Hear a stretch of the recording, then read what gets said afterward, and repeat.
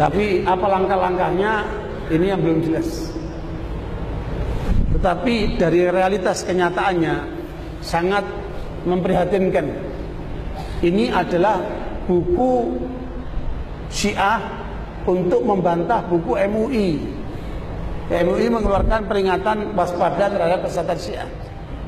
Oleh kalangan Syiah dibantah.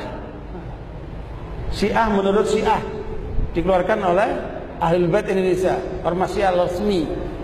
Tetapi sayangnya dikasih sambutan oleh Menteri Agama. Ya, Menteri Agama kita ngasih sambutan justru membelain Syiah. Ada apa ini?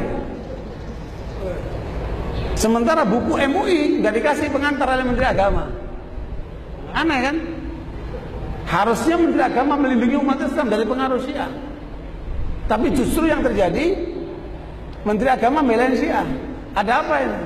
Ini data ini. Sambutan Menteri Agama. Bahkan di Departemen Agama terakhir acara Syiah diresmikan. Belum pernah dalam sejarah Indonesia acara Syiah diresmikan oleh Departemen Agama, belum pernah. Baru sekarang. Belum pernah ulama-ulama Syiah bicara di Istiqlal. Baru sekarang. Mereka sudah mulai bicara di Istiqlal. Artinya mereka sudah menembus wilayah pemerintah. Ya, berarti ini tanggung jawab kita umat Islam. Bagaimana kemudian mendesak pemerintah untuk membatasi dari pengaruh Syiah itu. Karena jelas Syiah menjadi ancaman buat umat Islam, ancaman buat negara. Tapi mengapa kemudian mereka masih menampung Syiah, melindungi Syiah, bahkan memberikan jalan kepada Syiah? Nah, ini menjadi tanggung jawab kita bersama.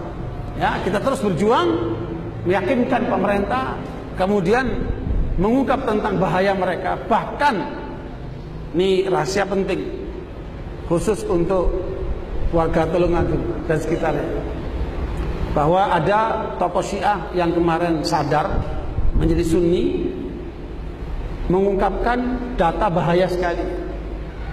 Dalam data itu disebutkan Syiah dengan dukungan Iran akan mensuriahkan Indonesia di tahun 2020. Ya, Syiah akan mensuriahkan Indonesia di 2020. Nah, mudah-mudahan ini tidak terjadi. Tetapi dengan data ini kita harus menjadi waspada, ya, atas gerakan mereka ini.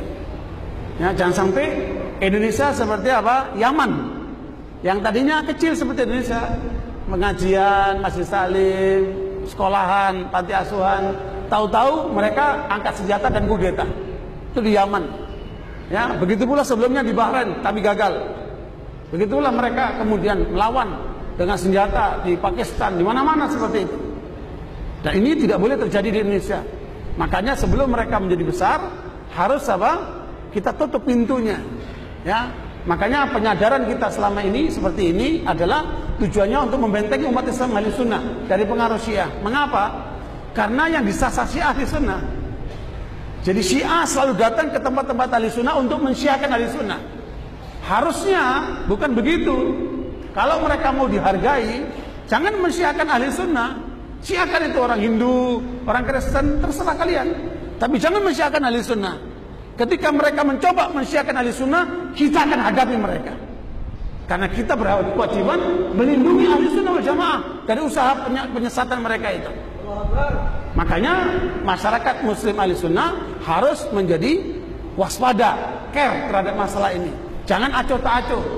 Sebab kalau kalian acuh tak acuh, jangan salahkan nanti kalau kemudian anak-anak kalian akan menjadi sasaran mereka. Ya, makanya kita semua harus bahu-membahu melindungi Ahli Sunnah wal Jamaah dari segala upaya penyimpangan seperti ini. Karena ini dibaliknya negara ini, bukan main-main ini. Gerakan mereka sangat masif. Lihat data-data tadi kan, mereka sudah masuk kemana-mana, bahkan sudah masuk ke TNI, ya, sudah masuk ke lembaga-lembaga negara. Kalau ini tidak diwaspadai, jangan-jangan apa yang mereka rencanakan di 2020 akan terjadi. Mudah-mudahan tidak terjadi. Makanya perlu kewaspadaan kita bersama. Ya, saya tidak nakut-nakuti, tetapi ini adalah peringatan dini untuk kita lebih waspada. Tsunami aja diperingatkan, apalagi aliran sesat.